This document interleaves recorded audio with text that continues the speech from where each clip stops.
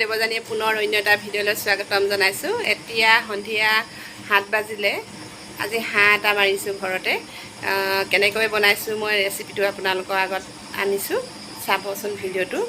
কাৰণে এয়া পিঁয়াজ দুটা কাটি ল'লোঁ, জলকীয়া ভোট জলকীয়া দুটা লৈছোঁ, এয়া ধনিয়া পাত লৈছোঁ আৰু নহৰু আদা। মানে হাঁহৰ মাংসবিলাক অকণমান গন্ধ হয় যে, সেইটো কাৰণে এইটো আদা আৰু নহৰু পেষ্টটো দিলে মানে গন্ধটো নাইকিয়া হয়। এইখিনি এনেকৈ তৈয়াৰ কৰি লৈছোঁ। এতিয়া মাংসটো কাটি আছে, অলপ দেৰি পাছত মই চব্জিখিনি বনাই থাকিম। কেৰাহী পাতি লৈ এতিয়া তেল দিছোঁ।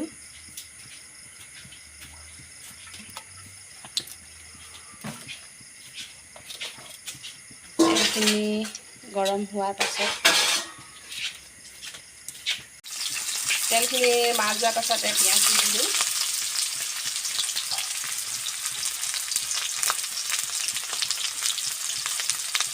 মই নহৰু আৰু আদা পেষ্টটো এতিয়াই দি দিম। লগতে ভোট জলকীয়া দুটা দিছোঁ তেলত। এই ধনিয়াখিনি মই পাছত দিম, চব্জিখন হোৱাৰ পাছত দিম মই এইখিনি। এয়া আলু 4টা কাটি লৈছোঁ, এনেকৈ সৰু সৰু পিচ কৰি ইয়াত থৈ দিছোঁ।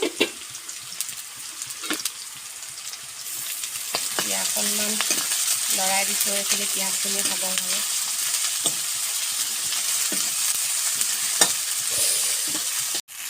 জলকীয়াকেইটা এনেকৈ মই ভাঙি দিছোঁ।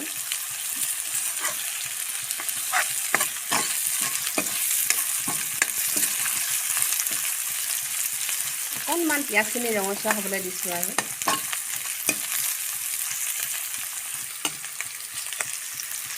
এইখিনি দিয়াৰ পাছত মই মাংসখিনি এতিয়া দি দিছোঁ।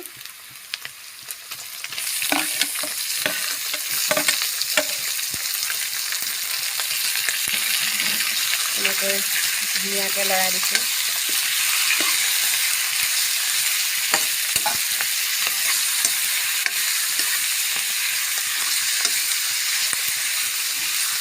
মাংসখিনি ধুনীয়াকৈ লৰাই আছোঁ এনেকৈ।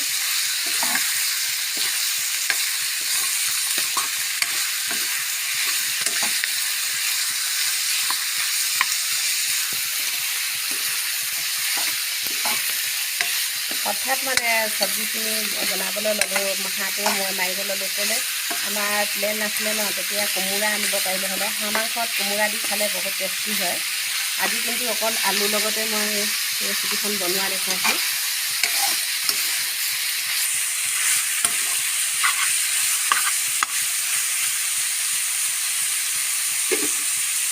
অলপ দেৰি কাৰণে এইখিনি মানে এনেকৈ ঢাকনখন মাৰি থৈ দিম মই।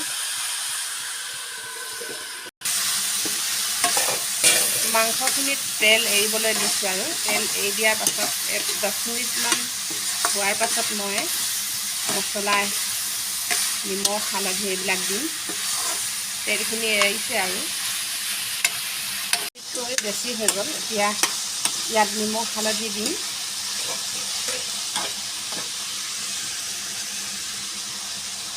অনুযায়ী মই ইয়াত নিমখ দিছোঁ।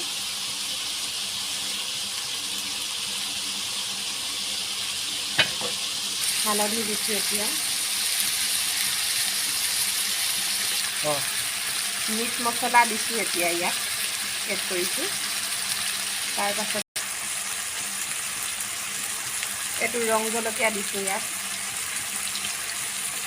এইটো কালাৰ আহিবৰ কাৰণে দিছোঁ। এনেকৈ দিয়াৰ পাছত মই চব্জিখিনি লগাই দিছোঁ।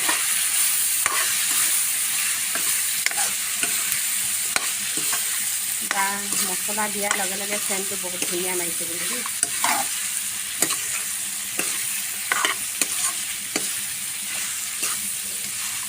বহুত দিনৰ পাছত হাঁহ মাংস খাইছোঁ আৰু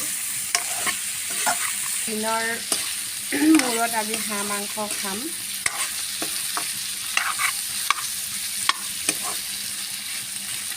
এনেকৈ আৰু 5 মিনিটমান হোৱাৰ পাছত ইয়াত মই আলুখিনি এড কৰিম। এতিয়ালৈ ঢাকন মাৰি 5 মিনিটমান এনেকৈ ৰাখি দিওঁ। এতিয়া মই এইটো গেছৰ স্কিনটো মানে কমাই থৈছিলোঁ। এতিয়া আলুখিনি মই দিম ইয়াত। আলুখিনি দিয়াৰ পিছত এনেকৈ আকৌ লৰাই দিব। কিন্তু অকণমান কমাই থ'ব।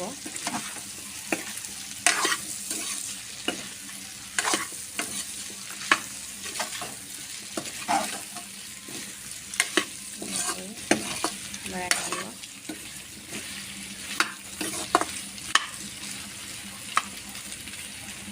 এইখিনি আকৌ 5 মিনিটমান আলু দিয়াৰ পাছত মই এনেকৈ ঢাকন মাৰি ৰাখি থ'ম। একেবাৰে ল' ফ্লেমত গেছটো ৰাখিব। গেছটো একেবাৰে কমকৈ দি থ'ব দেই আপোনালোকে। একেবাৰে কমকৈ দি বনাই থাকিব। ইয়াত মই এতিয়া গৰম পানী দিম।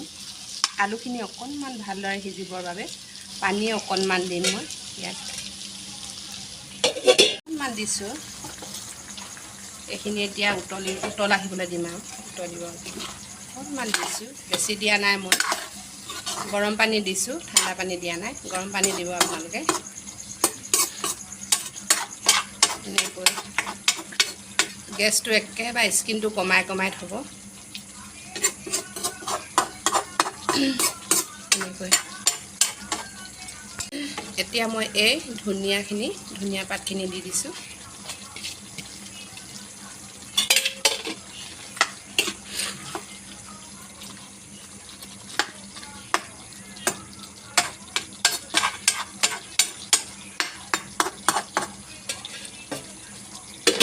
এনেকৈ আকৌ মই ঢাকন মাৰি দিছোঁ।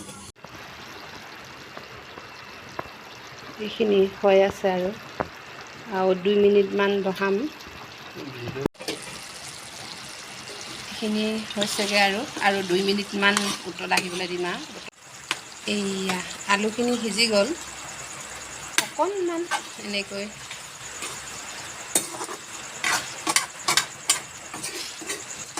পানী থাকিবলৈ দিছোঁ। এইখিনি অকণমান পানী ৰৈ আছে আৰু ধুনীয়াকৈ হৈ গৈছে। আলু দেখিছেনে? আলু সিজিলে।